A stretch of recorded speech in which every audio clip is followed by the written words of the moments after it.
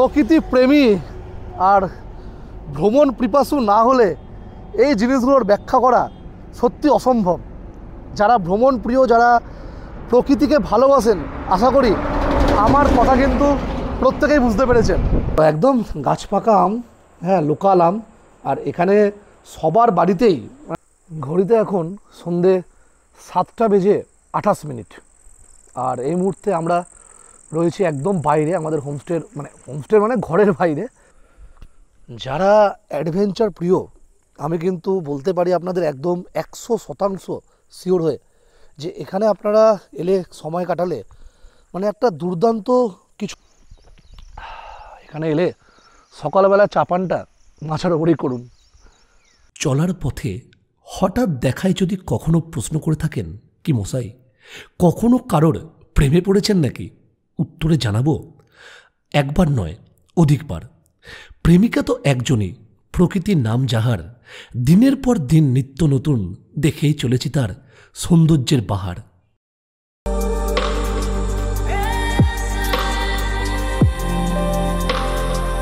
আজকের দ্বিতীয় পর্ব শুরু করছি গোপীবল্লভপুর ব্লক থেকে। আপনাদের প্রত্যেককে জানাই জঙ্গলমহল ভ্রমণ সিরিজের আজকের এই দ্বিতীয় পর্বে আরও একবার স্বাগত। এই মুহূর্তে আমরা এখন বাইপাসের রাস্তা ধরব, যাব বাদিকে। এই বাদিকে যেতে হবে 97 কিলোমিটার, সময় লাগবে প্রায় 3 ঘন্টার কাছাকাছি। যদিও রাস্তা ভালো, দেখুন এত সুন্দর রাস্তা, অসুবিধে কিছু নেই। তো তাও আর কি, মানে সবসময় তো গাড়ি একইভাবে ছুটবে না। যেমন এখন স্পিড মাত্র 53, কখনো 80, কখনো 70, কখনো 60, এভাবেই যাব।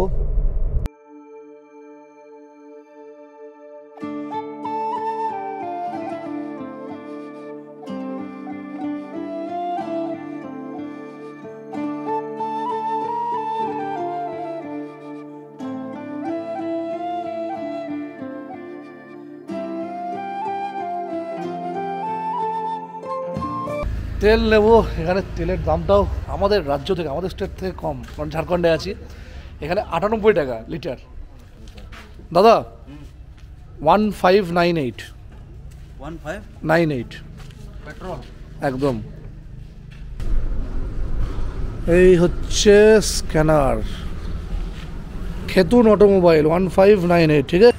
16 লিটার তেল পেয়ে গেলাম, 1 লিটার বেশি। ঘড়ির কাঁটা জানান দিচ্ছে সময় এখন ঘড়িতে 10টা বেজে 43 মিনিট। আর শুরু করেছিলাম ওই 9টা 35-এর দিক, 9টা 35 কি 40, ওই 1 ঘন্টা 5 মিনিটের মতো হয়েছে। আর এই 1 ঘন্টা 5 মিনিটে কিন্তু আমরা 72 কিলোমিটার পথ অতিক্রম করেছি। দেখুন সামনের রাস্তাটা, দেখুন কি সুন্দর ঢেউ খেলানো। আমরা রয়েছি মালভূমি এলাকায়। আর একবার আমি এই বাইপাসের মধ্যে দাঁড়াচ্ছি, দেখুন হঠাৎ করে দাঁড়িয়ে গেলাম, একটা সুন্দর দৃশ্য আপনাদের দেখাই। এমার্জেন্সি লাইটটা অন করে দিলাম। চলুন একটু বাইরে যাওয়া যাক, গাড়িটা স্টার্ট থাক, অফ করবো না। দূরে দেখা যাচ্ছে পাহাড়, আর পাহাড়ের কাছে এই একটা এত সুন্দর রিসর্ট, কি সুন্দর লাগছে একবার দেখুন। হঠাৎ করেই যেতে যেতে যেই বাঁদিকে চোখ পড়লো, জাস্ট গাড়িটা নিয়ে দাঁড়িয়ে গেলাম। দেখুন একবার কত সুন্দর জায়গা।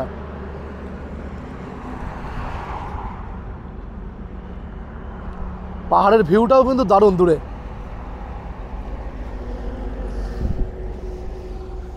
প্রকৃতি প্রেমী আর ভ্রমণ পিপাসু না হলে এই জিনিসগুলোর ব্যাখ্যা করা সত্যি অসম্ভব।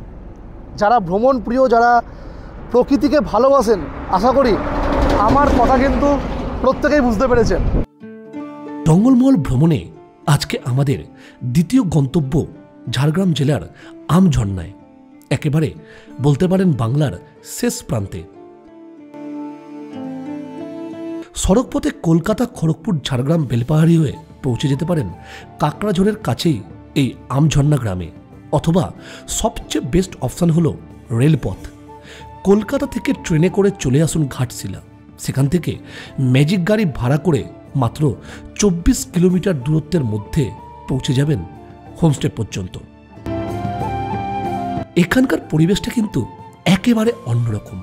মাঝে মধ্যেই হাতে গোনা কয়েকটা বাড়ি নিয়ে ছোট ছোট গ্রাম, আর চলতি পথের বেশিরভাগটাই দুধারে ঘন জঙ্গলের পর জঙ্গল। একটা প্রশ্ন বরাবরের জন্য হয়তো থেকেই যাবে, এর উত্তর কোনোদিন পাওয়া যাবে না। আমরা যে রাস্তাটাতে এলাম, আপনারা দেখলেন কত সুন্দর একটা রাস্তা দিয়ে আমরা আমাদের আজকে যেখানে গন্তব্য এখানে পৌঁছালাম, এবং এইখানে এসেও চারপাশটায় এত সুন্দর, একদম পাহাড়ের নিচে এত সুন্দর একটা হোমস্টেতে এখন আমি দাঁড়িয়ে আছি। মানে আবারও সেই আমার প্রশ্নটা বলতে ইচ্ছা করছে, হে প্রকৃতি তুমি এত কেন সুন্দর। একদম দূরেই দেখা যাচ্ছে খুব সুন্দর পাহাড়, আর ঠিক পাহাড়ের নিচেই কিন্তু আজকে আমরা থাকব এখানে, এই করম হিল ভিউ হোমস্টে। সত্যি করে কিন্তু নামের সাথে একদম মানে মানানসই, যেহেতু পাহাড়ের নিচে হিল ভিউ, একদম এইখানে সামনে দাঁড়ালেই কিন্তু দেখা যাবে এই যে দূরে পাহাড়। দারুণ সুন্দর লাগছে দেখুন দেখতে। প্রকৃতির মধ্যে আছেন বলতে বাকি থাকে না, যেদিকেই তাকাবেন সবুজে সবুজ, সবুজের সমাহার। দেখুন ওফ ওফ ওফ, নীল আকাশ, দূরে সবুজ পাহাড়, আর হোমস্টের মানে ঘরগুলোর রঙটাও এত সুন্দর করা হয়েছে যে একদম পুরো কিন্তু মানানসই। আগে যেমন বললাম নামটাও মানানসই একদম এই প্রকৃতির সাথে, সেরকম কিন্তু রঙও মানানসই প্রকৃতির সাথে। রুম রয়েছে 4টে, 1 2 3 4। আমরা রয়েছি এই সবচেয়ে কোণের রুমটাতে, আর ওই দিকে 2টো রুম রয়েছে, ওই 2টো হচ্ছে অ্যাডবেস্টারের, আর এইদিকে হচ্ছে টালির রুম। এবং এগুলো কিন্তু পুরোটাই আপনারা দেখে হয়তো বুঝতে পারছেন না, আমি যাই কাছে, একদম মাটির বাড়ি। হ্যাঁ, ওই জন্যই ঘরের ভেতর ঠান্ডা। ঘরে কিন্তু কোনো এসি নেই, শুধু মেঝেটুকু বাদে পুরোটাই কিন্তু মাটির, একদম মাটির তৈরি। এই যে সামনে যে ডিজাইনটা দেখছেন কলসির মতো, এটা কিন্তু পুরোটাই ওনারা মাটি দিয়ে করেছেন। হ্যাঁ, থাক থাক যেরকম সাজানো আছে, এটা কিন্তু কলসির মধ্যে কোনো মাটি ভরা কিছু ভরা নেই এরকম নয়, পুরোটাই কিন্তু মাটি দিয়ে ওনারা তৈরি করেছেন। হ্যাঁ, দেখতে কি সুন্দর দেখুন, কলসির মতো লাগছে। আর এই যে সেই হ্যারিকেন বা লণ্ঠন, আমরাও জানি এগুলোর মানে মাহাত্ম্য কতটা আমাদের জীবনে। আমাদের নেক্সট জেনারেশন, আমরাই বোধহয় শেষ, বোধহয় না শিওর, আমরাই শেষ জেনারেশন যে এগুলো ব্যবহার করেছি। এরপরে আমাদের নেক্সট জেনারেশন জানবেই না যে এগুলো কী জিনিস। যাই হোক, এই হচ্ছে আমাদের রুমের ভেতরটা। আজকে আমরা এখানেই থাকবো। খুব সুন্দর, মানে একদম সাজানো গোছানো, পরিষ্কার পরিচ্ছন্ন রুম, এবং যথেষ্ট বড়। দুদিকে 2টো খাট দেখতেই পাচ্ছেন, বড় বড়। এদিকে দুজন না, একজন বাচ্চা ছোট 3 জন, এদিকে 3 জন, মানে 6 জন ভালোভাবে থাকতে পারবেন। অনেক বড় খাট। আচ্ছা, এখানে একটা জিনিস দেখছি, যেটা হচ্ছে দেখুন ব্ল্যাঙ্কেট দিয়েছে, আবার প্লেন চাদরও দিয়েছে। মানে বললে বিশ্বাস করবেন না, প্রচণ্ড গরম এখন। আপনারা জানেন, গত পর্বে দেখেছেন, মানে গোপীবল্লভপুরে ছিলাম, ঘরে রীতিমতো এসি চালাতে হয়েছে। বিশ্বাস করুন, এখানে 2টো জাস্ট পাখা ঘুরছে, এই দেখুন, কোনো এসি নেই। এই একটা পাখা আর এই একটা পাখা, এত সুন্দর ঠান্ডা। মানে বসলে ওখানে, যখন আমি একটু আগে বসছিলাম, এসে রেস্ট নিচ্ছিলাম, মানে ভাবছিলাম যে ঘুমিয়ে না পড়ি। এর ভেতরটা এত ঠান্ডা, সত্যি মানে বললে বিশ্বাস করবেন না। এখানে না এলে, একবার এসে না দাঁড়ালে বুঝতেই পারবেন না। 2টো করে বালিশ, একটা ছোট্ট কুশান, আর এদিকে ওনারা দিয়েছেন একটা টাওয়াল, আর ওই দিকেও কিন্তু সেম, ওই বেডেও 2টো বালিশ, একটা কুশান। ব্যবস্থা কিন্তু ঠিকঠাক। দেওয়ালের গায়ে আঁকা গ্রাম্য প্রকৃতি, মানুষ, পশু পাখি, ধামসা মাদল, বিভিন্ন সব ছবি ও ঘরের রং সম পরিমাণে একই মাত্রায় এতটাই মানানসই, বলা যেতে পারে বাইরের মতো ঘরের ভেতরেও এটাই সৌন্দর্য বৃদ্ধির একমাত্র কারণ। ওইদিকে রয়েছে 2টো নাইট ল্যাম্প, এদিক থেকে একটা ঝুলছে, আর এদিকে দেখুন জানলা দিয়েও যদি বসে বসে বাইরের দৃশ্য দেখেন, অসম্ভব সুন্দর। আর এদিকটা হচ্ছে একটু জঙ্গলের ভিউ। সব কিছুই পাবেন, কোনো কিছুই আপনার এখানে এলে না পাওয়া থাকবে না। আচ্ছা, একটা ছোট ফোল্ডিং টুল দিয়েছেন ওনারা, ওই যে ওই দিকেও রয়েছে, আর পাশে একটা মোড়া, ওদিকে ডাস্টবিন। হ্যাঁ, আর এদিকে একটা টেবিল রয়েছে, আমরা জলের বোতল রেখেছি। ওনারা 2টো দেখুন ঠান্ডা জলও দিয়েছে। একেবারে নির্ভেজাল, নির্দ্বিধায় পান করতে পারেন। এর জন্য আলাদা করে মিনারেল ওয়াটারের এখানে কোনো প্রয়োজন নেই। এদিকে একটা ড্রয়ার রয়েছে আর এদিকটা হচ্ছে বাথরুম। বাথরুমটাও কিন্তু স্পেসিয়াস, অনেক বড় জায়গা নিয়ে। দেখুন, হ্যান্ড শাওয়ারটা নেই, এটা একটা প্রবলেম, তাই বালতি মগ আছে, অসুবিধা কিছু নেই। ওইদিকে শাওয়ার, গিজার সবই আছে। আটকে দিয়ে এইবার আপনাদের বলি এখানে থাকা খাওয়ার খরচ কত। দেখুন, এখন হচ্ছে অফ সিজন, এখানে অফ সিজনে প্রতিজন থাকা খাওয়ার খরচ পড়ে 1200 টাকা করে। 1200 টাকার মধ্যেই আপনার যেরকমটা ঠিক হয়, দুপুর লাঞ্চ থেকে শুরু, লাঞ্চ, ইভিনিং স্ন্যাক্স, ডিনার, পরের দিন ব্রেকফাস্ট, ঠিক সবটাই আপনারা পাবেন। আর অফ সিজনে হয়তো এই রেটটাই একটু ডিফারেন্স, মানে একটু পার্থক্য হয়, ওই ধরে রাখুন 1400 থেকে 1500 টাকার মধ্যে, 200-300 টাকা বাড়ে কমে, এরকমই। আমরা রয়েছি একদম বর্ডার এরিয়ায়, এদিকে গেলেই বেঙ্গল আর ঝাড়খণ্ড বর্ডার। তো আমরা যেদিক দিয়ে এলাম আর কি, আপনারা দেখলেন যে জঙ্গলটা জাস্ট পার করলাম, ওটাই কিন্তু ঝাড়খণ্ড। আর এখানকার প্রথম গ্রাম, মানে বেঙ্গলের প্রথম গ্রাম হচ্ছে আমলাসোল। আমি একটু ভুল বলেছিলাম অ্যাকচুয়ালি, যে আমরা আমলাসোলে থাকবো। আমলাসোল এটা নয়, এটা হচ্ছে আমঝর্ণা। আমরা রয়েছি একদম গ্রামের শেষ প্রান্তে, মানে একটা অদ্ভুত অন্যরকম গ্রাম। আমাদের শহরের মানুষের দৈনন্দিন জীবনযাত্রা থেকে এই গ্রামের মানুষদের জীবনযাত্রা কিন্তু, যারা গ্রামে বসবাস করছেন এখন এই গ্রামে, এই জায়গাটা অনেক পিছিয়ে। হ্যাঁ, চাষবাস বছরে ওই একবার হয়, জমি জায়গা রয়েছে কিছু, কিন্তু এই একবারে বেশি বছরে কিন্তু চাষবাস হয় না। এছাড়া মানুষজন, এখানে তো জঙ্গল, এখানকার মানুষের কাঠের অভাব কোনোদিন হয় না। জঙ্গল থেকে কাঠ সংগ্রহ করে, কিংবা ধরুন কারোর কারোর বাড়িতে হাঁস, মুরগি, গরু, মানে প্রভৃতির লালন পালন করে। এর মাধ্যমে এনারা প্রতিটা মুহূর্তে বাস্তবের সাথে এক কঠিন লড়াই করে নিজেরাই নিজেদের মতন করে জীবনযাপন করছেন। এই পাশটা হচ্ছে ওনাদের ডাইনিং, খাবার জায়গা, হোমস্টের। এখানেও ঠান্ডা, অনেকগুলো পাখা রয়েছে। দেখুন, বিশাল বড় জায়গা। এখন লাঞ্চ করে নেব, লাঞ্চের সময় হয়ে গেছে, ঘড়িতে বাজছে 1:30। লাঞ্চের মেনুতে ছিল সাদা ভাত, আলু ভাজা, পটল ভাজা, উচ্ছে, যেটা আমার মোটেই পছন্দ নয়, গন্ধরাজ লেবু, মিক্সড ভেজ ও ডাল, সঙ্গে লোকাল রুই মাছ, যার আকৃতি দেখে প্রথমে একটু হলেও আমি ঘাবড়ে গিয়েছিলাম। এই তো যা দেখলেন খাবার আপনাদের দেখালাম, এটা তো প্যাকেজের মধ্যে।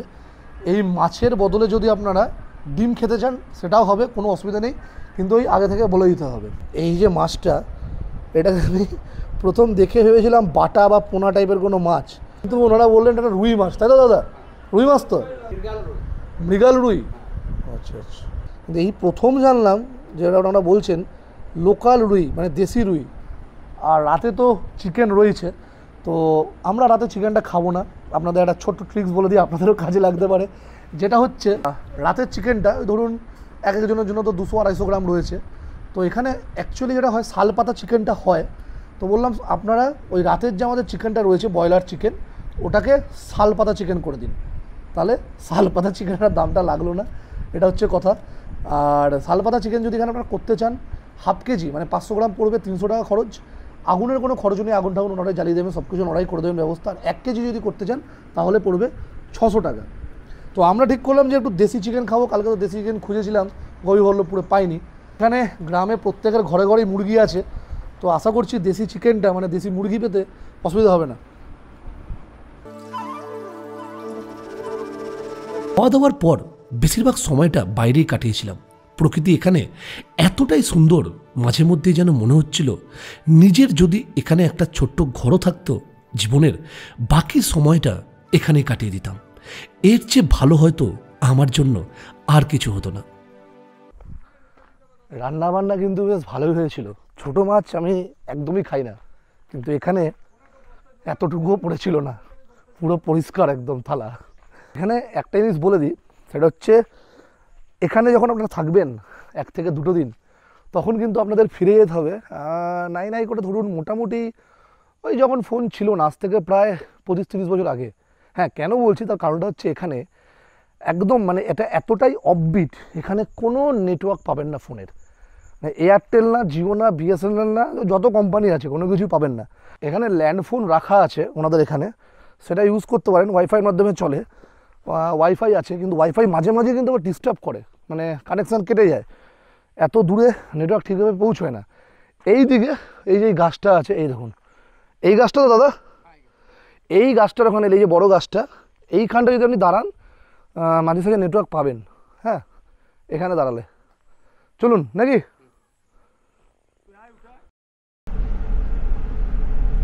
পাহাড় জঙ্গলে ঘেরা গ্রামের রাস্তা ধরে এগোতেই হঠাৎ করেই যেন গাড়িটা থেমে গেল। না, পাহাড় প্রকৃতি তো আছেই, এরকম আরও একটা দুর্দান্ত জিনিস আপনাদের একবার হলেও অন্তত দেখাই।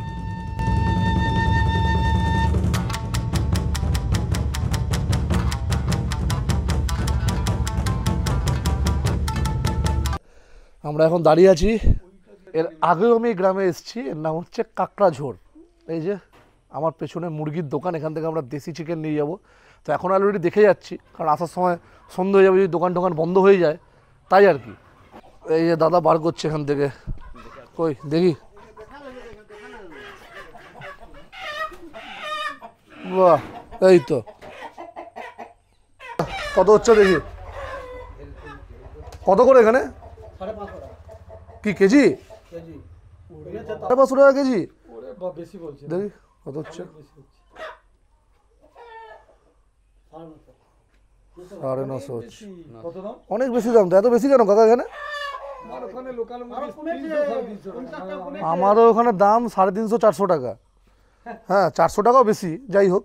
আমরা এখানে ছিলাম, এখানে কাকড়াঝোড়ের চারমূর্তি হোমস্টে। আর একটু আগেই একটা ছোট্ট মাটির বাড়ি হোমস্টে ছিল, ওটাই চারমূর্তি বইয়ের সিনেমার যে শুটিং, অ্যাকচুয়ালি শুটিং কিন্তু ওখানেই হয়েছিল। এটা নাম অনুসারে চারমূর্তি হোমস্টে, আর চারমূর্তি সিনেমার শুটিং হয়েছিল ওইখানে। চারমূর্তির পোস্টার, এইদিকে হোমস্টেটা, বহুবার এসছি এখানে। তো এখন একটা খুব সুন্দর জায়গায় যাব, সেটা কোনোবারই যাওয়া হয়নি, মানে এতবার চারমূর্তিতে এসছি, এই জায়গাটা আমি দেখিনি। এখন যে জায়গায় আমরা যাচ্ছি, ওই জন্যই আর কি বেরোনো এখন এই টাইমে। দেখুন, আমরা এই মুহূর্তে রয়েছি খুব সুন্দর একটা জায়গায়। এদিক দিয়ে আমরা এসছি, এদিক দিয়ে কাকড়াঝোড় গ্রাম কিছুটা গেলেই। এখন আমরা যেখানে এখানে দাঁড়িয়ে আছি, এটা কিন্তু ঝাড়খণ্ড। এখান থেকে 500 মিটার গেলেই ওখানে একটা শিব মন্দির রয়েছে, নদী রয়েছে। হ্যাঁ, বলা হয় ভৈরব স্থানের নদী। তো ওই নদী থেকে কিন্তু বাংলা আর ঝাড়খণ্ড ভাগ হয়ে যাচ্ছে, ওনারা যেটা বলছেন। আমরা এখন ঝাড়খণ্ডে রয়েছি, আর এদিকে 17-18 কিলোমিটার গেলেই কিন্তু পৌঁছে যাবেন ঘাটশিলা। এই দিকটা, এই রাস্তাটা লোকজন বেশি ব্যবহার করে না, কারণ একটু খারাপ রাস্তা তো। হ্যাঁ, উঁচু নিচু পাথরের রাস্তা, তারপরে এই মোরামের রাস্তা বলে, এই জন্য আর কি। আমরা যে রাস্তা দিয়ে এসেছি আজকে হোমস্টে পর্যন্ত, ওই রাস্তাটা কিন্তু লোকজন ব্যবহার করে, যদিও কিন্তু এটা শর্টকাট। এই যে ফাঁকা জায়গাটা দেখছেন, হ্যাঁ, প্রচুর গাছপালা। এখানে কিন্তু একদম নভেম্বর থেকে ফেব্রুয়ারি মাস পর্যন্ত প্রচুর পিকনিক হয়। দূর দিগন্ত থেকে, বাইরে থেকে প্রচুর লোকজন এখানে এসে পিকনিক করেন। খুব সুন্দর একটা জায়গা। আর এই সামনে রয়েছে মন্দির, এই যে, একেই বলা হচ্ছে ভৈরব স্থান। বাবা ভৈরবনাথ এই মন্দিরে পূজিত হয়ে থাকেন।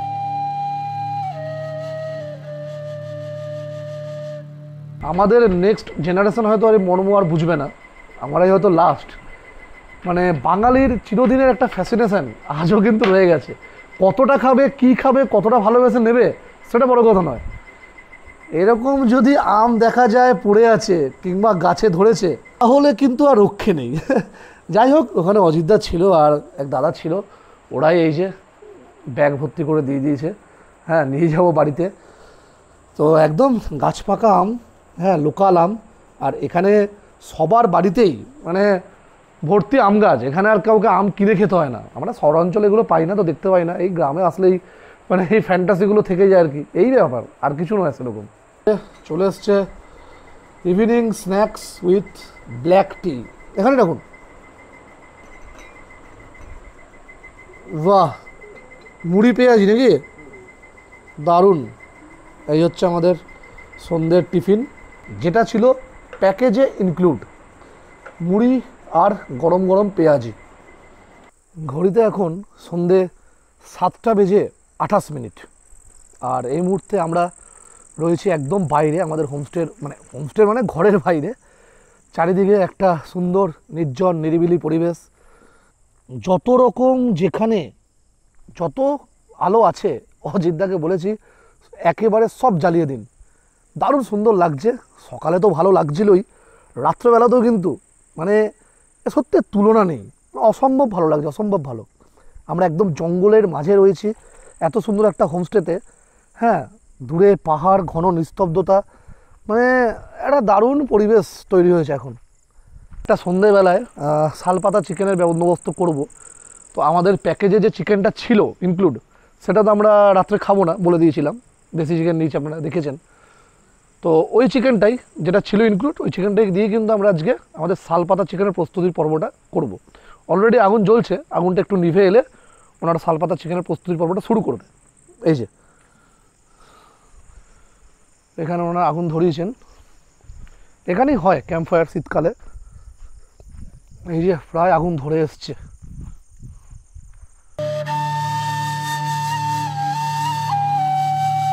এরপর ঠিক যেমনটা দেখছেন, ম্যারিনেট করা চিকেন কাঁচা শালপাতায় মুড়ে যাতে খুলে না যায় তার জন্য শুকনো দড়ি অথবা সরু তার দিয়ে বেঁধে এরকমভাবেই আগুনের হালকা আঁচে রেখে দেওয়া হবে। এর টেস্ট কিন্তু দুর্ধর্ষ। এর আগেও গুড়গুড়ি পালে এই অভিজ্ঞতার আমরা সাক্ষী ছিলাম। প্রস্তুতি পর্বটা একটু সহজ হলেও এই যে চিকেন মানে শালপাতা চিকেন, আপনি যতক্ষণ বেশি সময় ধরে ম্যারিনেট করে রাখবেন মাংসটাকে, তত কিন্তু এর টেস্ট হবে আলাদা, একদম অন্যরকম। এবার আমাদের হাতে তো সময় ছিল না, এসেই হট করে প্ল্যান হয়েছে, আর বাজারও দূরে অফবিট এরকম একটা জায়গা, তো মাংসটা মেখে রাখার জন্য মানে সময় পাওয়া যায়নি বেশি, চটজলদি করতে হয়েছে। বাহ, তাদের টেস্ট কিন্তু খারাপ হয়নি, ঠিক আছে। যারা অ্যাডভেঞ্চার প্রিয়, আমি কিন্তু বলতে পারি আপনাদের একদম 100% শিওর হয়ে যে এখানে আপনারা এলে সময় কাটালে মানে একটা দুর্দান্ত কিছু মুহূর্তে সাক্ষী থাকবেন। মানে যেগুলো আপনারা চান আর কি, যে জঙ্গলের মধ্যে একটা গা ছমছমে নির্জন নিরিবিলি পরিবেশ। আগেই বললাম, একটা ঘন নিস্তব্ধতা বিরাজ করছে চারিদিকে, ঝিঝি পোকার ডাক, দারুণ সুন্দর, দারুণ সুন্দর লাগছে কিন্তু। রান্নাঘরে তখন চলছে দেশি মুরগির প্রস্তুতি পর্ব।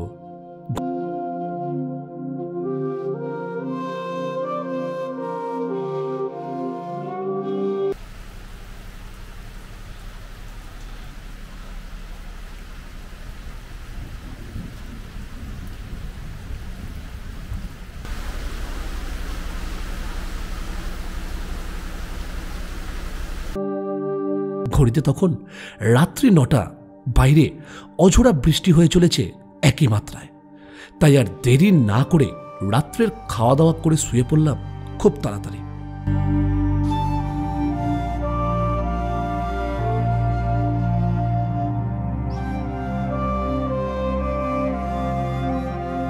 পরের দিন বৃষ্টি ভেজা চিরসবুজ প্রকৃতি এক নতুন রূপে স্বাগত জানালো আমাদের। Good morning. ঝিরি ঝিরি বৃষ্টি হচ্ছে, দারুণ একটা সকাল। কোথায় একবার আছি দেখুন, কত উঁচুতে। চলে আসুন, কি ভাবছেন? অযোধ্যা, বলছি 2টো লিকার চা এখানেই খাবো, ঠিক আছে? চায়ের কাপ হাতে, সামনে পাহাড় আর সবুজের সম্ভারে এক নতুনত্ব পরিবেশের বাহার। বৃষ্টি ভেজা সকালে 1 কাপ চায়ে আপনাকে স্বাগত। চুমুক দেওয়ার আগেই প্রাণটা জুড়িয়ে যাচ্ছে, মানে এত সুন্দর হাওয়া দিচ্ছে এখানে, দারুণ। ঠিক আছে, মিষ্টি মিষ্টি কমই খাই যদিও, একদম ঠিকঠাক। মানে এই মাচাতে যখন এখানে এলাম না, মানে প্রথম ঢুকলাম, মাচাটা দেখে আমার মানে লোভ লেগে গেছিলো। মানে এখানে কতক্ষণে উঠে একটু খাওয়া দাওয়া করবো, প্রাকৃতিক সৌন্দর্যটা দেখবো। আমি সকালের জন্য অপেক্ষা করছিলাম, জানতাম যে আজকে বৃষ্টি হবেই সকালে, কারণ যা মেঘ করেছিল, আর রাতে তো বৃষ্টি হয়ে জানিয়ে দিল যে সকালে এত সুন্দর একটা পরিবেশ। মানে সেই মানে মনে হচ্ছে সেই কাঞ্চনজঙ্ঘা ভিউ যেরকম দার্জিলিংয়ে দেখি, হ্যাঁ, মেঘ এসে পাহাড়ের মধ্যে জমে আছে, দারুণ সুন্দর লাগছে। দেখুন ওদিকটা আবার ক্যামেরা ধরি, দেখুন এই দেখুন কত সুন্দর লাগছে। দার্জিলিংয়ের সঙ্গে কোনো তফাৎ খুঁজে পাচ্ছেন বলুন? দারুণ সুন্দর, দারুণ সুন্দর একটা সকাল। ঘুম ভাঙবে আপনার মোরগের ডাকে। এখানে প্রত্যেকের বাড়িতে বাড়িতে দেশি মোরগ, মুরগি সব রয়েছে। একটা মানে মনে হচ্ছে যেন ফ্রেশ অক্সিজেন পাচ্ছি, সত্যি করে বলছি, বিশ্বাস করুন। এই জায়গাটা এসে আমাদের শহর থেকে এত দূরে, কোলাহল মুক্ত এরকম একটা জায়গা এবং গাছগাছালিতে ভর্তি, পুরো জঙ্গলের মাঝে। এখানে এলে সকালবেলা চা পানটা মাছের ওপরেই করুন। নিজের পছন্দ মতো ব্রেকফাস্টের জন্য খুব বেশি অপশান এখানে পাবেন না। পর্বের অন্তিম মুহূর্তে এসে এইটুকু তো বুঝতেই পেরেছেন যে আমরা রয়েছি এতটাই অফবিটে, বাজারহাট এখান থেকে অনেকটাই দূরে। এই কাছে একটা খুব সুন্দর ওয়াচ টাওয়ার আছে, 30 ফুট উঁচু, এবং ওই ওয়াচ টাওয়ারে উঠলে আপনি পুরো জঙ্গলের ভিউটা দেখতে পাবেন। মেনলি ওয়াচ টাওয়ারটা করা হয়েছে হাতি দেখার জন্য, মানে জঙ্গলে যখন হাতি বেরোয় না এই গ্রামে, তো ওই জন্যই ওয়াচ টাওয়ারটা ওখানে করা হয়েছে। এবং চাইলে ট্যুরিস্টরা গিয়েও ওখানে কিন্তু আপনারা ওয়াচ টাওয়ার থেকে সুন্দর ভিউ দেখতে পাবেন। আমাদের যাওয়ার কথা ছিল এখান থেকে মোটামুটি 400-500 মিটার হবে এই ডান দিকে, এদিকে। আর যাওয়াটা হলো না, কারণ সকাল থেকে বৃষ্টি হচ্ছিলো। এখন বৃষ্টি কমে গেছে, কিন্তু এখন তো সময় নেই, কারণ বেরোতে হবে, চেক আউট করতে হবে। আর এছাড়াও এখান থেকে আপনারা বিভিন্ন রকম সাইট সিইং করতে পারেন, যেটা হচ্ছে বেলপাহাড়ি সাইট সিইং করতে পারেন। হ্যাঁ, যেমন ঢাঙ্গি কুসুম ওয়াটারফলস, ঘাগড়া ওয়াটারফলস কিংবা খেলারানি লেক, এগুলো কিন্তু আপনারা দেখে নিতে পারেন ঘুরে এখান থেকে দিনের দিন। বিদায় বেলা লাগেজপত্র নিয়ে যাচ্ছি গাড়ির কাছে, লাগেজপত্র গাড়িতে তুলেই আপাতত এবারের জন্য টাটা।